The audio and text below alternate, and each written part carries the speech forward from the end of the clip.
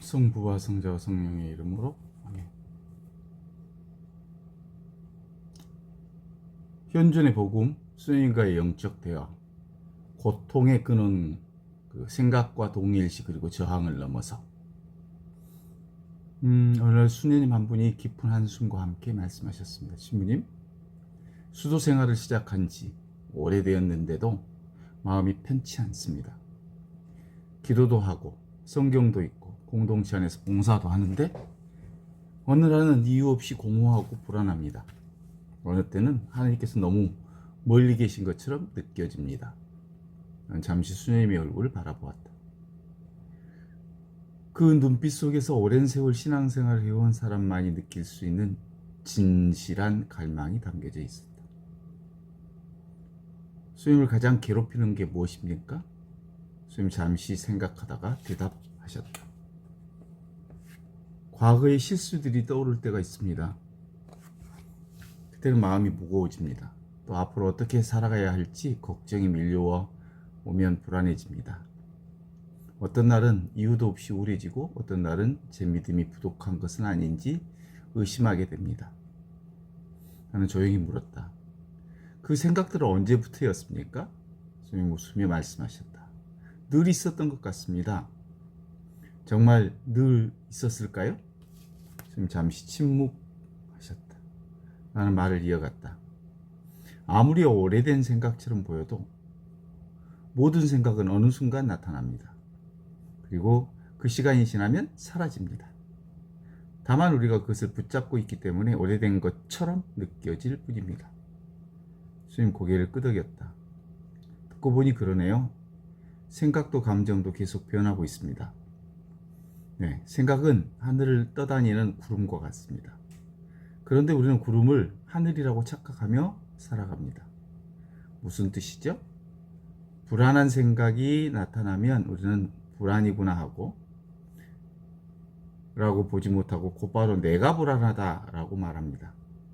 슬픔이 나타나면 슬픔이 있구나가 아니라 나는 슬픈 사람이다 라고 자기동일시 하는 생각이 드러납니다. 스님 조용히 듣고 계셨다. 바로 그 순간부터 고통이 시작됩니다. 생각 때문입니까? 생각 자체 때문이라기보다는 생각과 자신을 동일시하기 때문입니다. 난 잠시 멈추었다가 다시 물었다.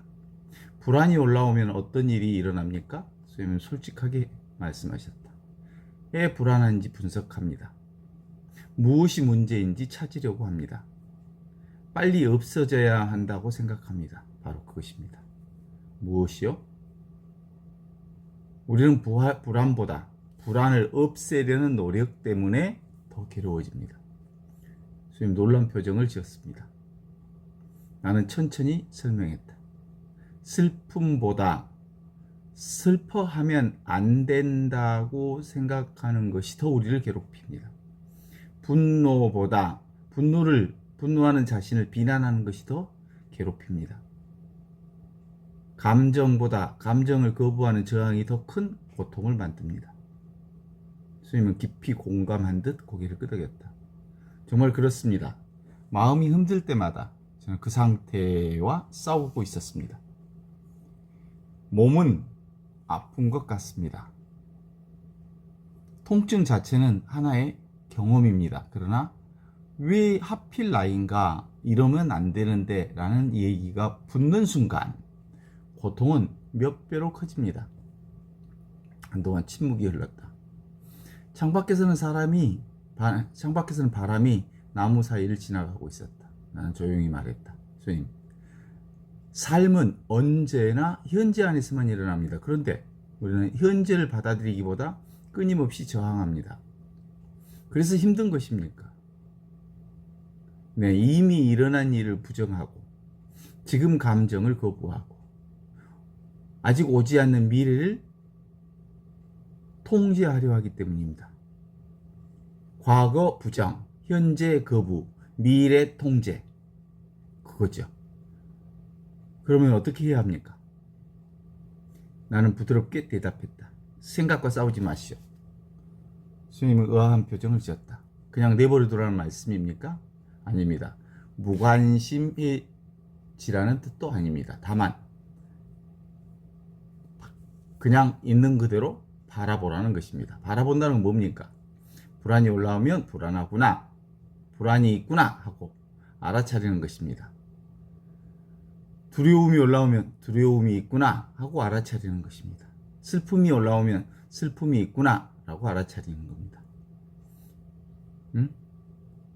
손님이 오면 그 손님이 오는 것을 보는 거죠. 그뿐입니까? 네, 그뿐입니다. 슬픔이 올라오면 슬픔이 있구나? 분노가 올라오면 분노가 있구나? 스님 한참 동안 말없이 앉아 계셨습니다. 그러다가 조용히 말씀하셨습니다. 너무 단순한 것 같습니다. 나는 웃으며 말했다. 영성은 생각보다 훨씬 더 단순합니다. 그런데 정말 그게 충분합니까? 직접 해보시면 알게 됩니다. 나는 계속 말했다. 좋다거나 나쁘다거나 판단하지 마십시오. 없애려고 하지도 마십시오. 붙잡으려고도 하지 마십시오. 그저 바라보십시오. 그러면 무슨 일이 일어납니까? 그토록 견고하게 보이던 감정들이 사실상 구름처럼 흘러가는 현상, 그저 구름과 같은 현상일 뿐이라는 것을 알게 됩니다. 스님의 눈빛이 조금 밝아졌다. 정말 그렇네요. 지금까지 우리는 모든 생각을 진실이라고 믿고 있었습니다. 그렇습니다. 그런데 어느 순간 새로운 질문이 생깁니다. 어떤 질문입니까? 생각이 사라지는 것을 보고 있는 것은 누구인가? 스님은 순간 말이 없었다. 난 다시 물었다. 불안이 나타났다 사라지는 것을 알고 있는 것은 뭡니까?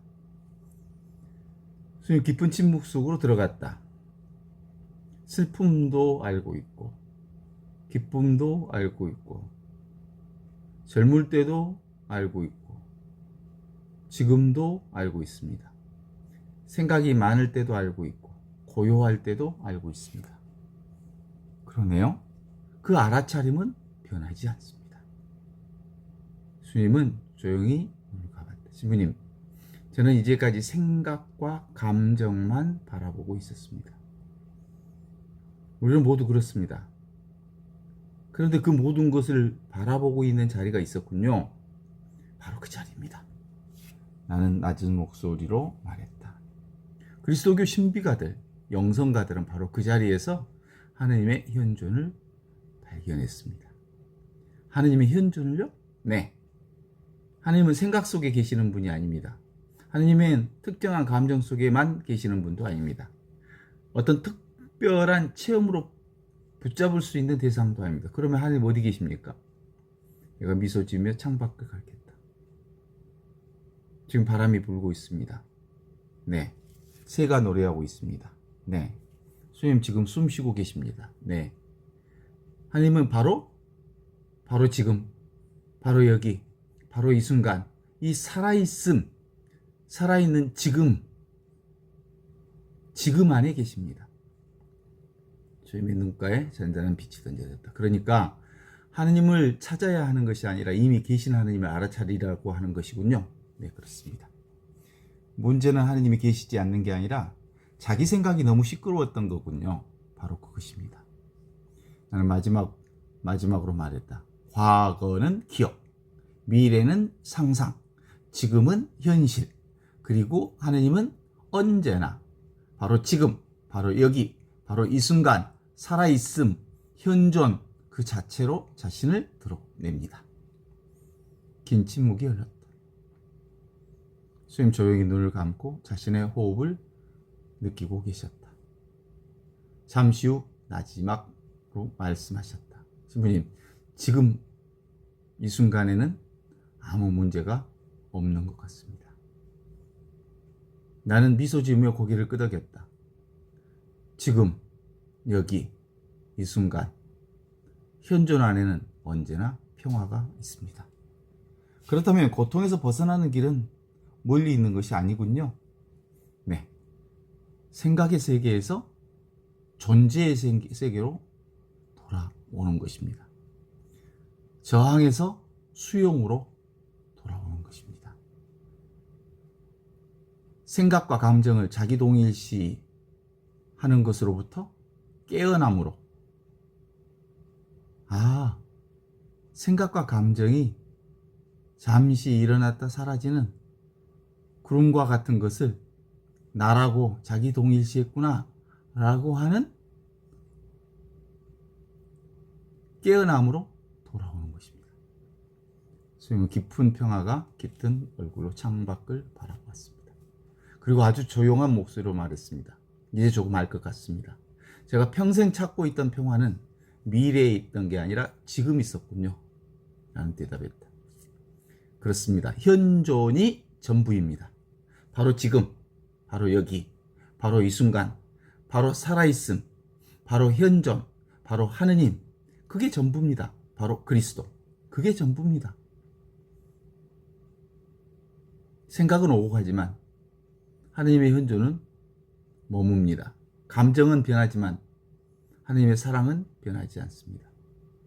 바로 지금, 바로 여기, 바로 이 순간, 바로 살아있음, 바로 하느님, 바로 현존, just being, 그냥 존재, 그냥 살아있음 안에서 우리는 이미 평화 안에 머물고 있습니다. 그 순간 아무 말도 필요하지 않습니다. 여전히 바람은 불고 있고 새들은 여전히 노래하고 있고 우리는 여전히 호흡을 조용히 이어가고 있습니다. 그리고 그 모든 것의 깊은 자리에서 살아계신 하나님의 현존이 고요히 빛나고 있었습니다.